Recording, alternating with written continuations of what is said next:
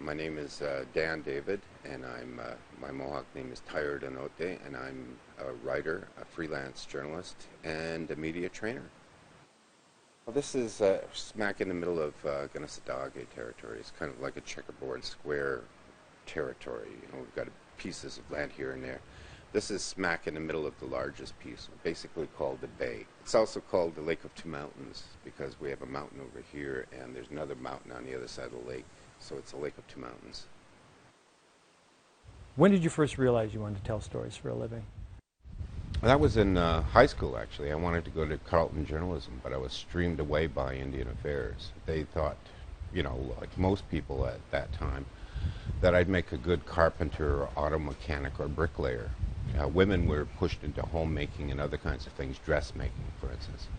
But I always wanted to be a writer. I always wanted to be a journalist. Ever since I picked up a newspaper, it was in high school where they would bring in the Montreal Star and the Montreal Gazette, and we would have our current affairs class. And I just loved it, the idea. And at some point, I thought I could do better than that. I could do better than them when I read some of the stories. What do you consider to be your very first piece of journalism? That's a good question.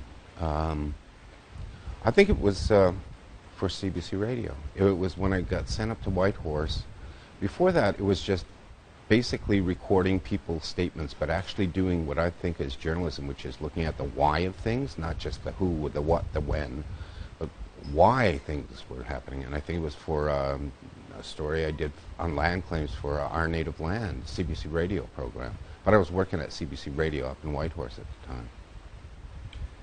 For some reason, the expression "you never forget your first time." It's in my. Was there a sense of that, having completed that first? Because I worked. I got up at something like 4 o'clock in the morning, so I could make the, get the 5:30 newscast ready, and then I worked all day up until about midnight doing this story for Our Native Land. I went home. I was dead tired, and I listened to it the next day because Our Native Land aired on Saturday. And I was just blown away. Oh my God, that's me on network radio. So before APTN, I could only dream of an all-Indigenous newsroom. And I'm wondering what it was like for you to work in places like CBC and TVO and be most likely one of the very few, if the only Indigenous person in that space. It was lonely. Yeah, there was you were always judged slightly deficient, not good enough because you were a token hire, because you were, an employment equity person, hired because of the color of your skin, not your skills or experience. So you had to prove yourself, and you had to work twice as hard. That's the cliche, but it's also very true. You had to work twice as hard and work twice as long to be accepted as a journalist. Was there ever the infamous quota? Thank you, we have enough Indigenous stories this month? Oh, yeah. That happened all the time. In a place like Regina, Saskatchewan, of course, they're all looking at stories that are going to mean something to their audience, and we weren't part of that audience.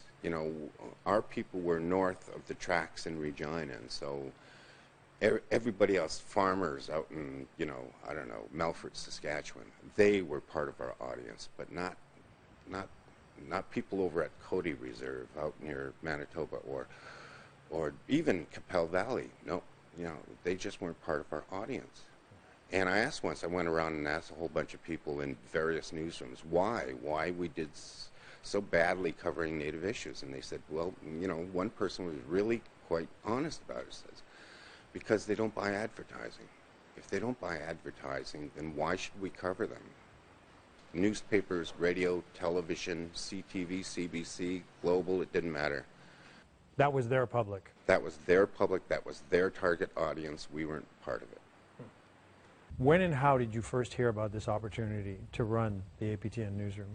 Well, I came back from South Africa working down there. I'd gone off and on over the years from '93 before the elections in South Africa, very first elections. And then I wind up back here, and I'm basically penniless, homeless, jobless, and I got nothing to do. But I saw an ad for APTN, and I didn't think, I'm not worthy. But a friend of mine said, apply anyway. What do you got to lose? So I did, and surprise, surprise, I got called in for an interview, and It shocked the hell out of me that I got the job. Why? Because when I went in for the job interview, I had this idea after working abroad that that's exactly what we needed as Indigenous people, a national television news network with reporters and producers out there who are doing real, original Indigenous journalism. Not just journalism with, an Indigenous face on it, but real Indigenous journalism, getting into who we are, telling stories about what we stand for, what our values are, why we think the way we do. At the core of journalism is accountability. But I've noticed of late kind of a resurgence in this idea that Indigenous media are airing the dirty laundry and doing a disservice to our communities rather than helping them. What do you make of that pushback? How do you respond? It's always been there. Anybody who was worth their salt as an Indigenous journalist tried to do those kinds of accountability stories, and they got that kind of pushback.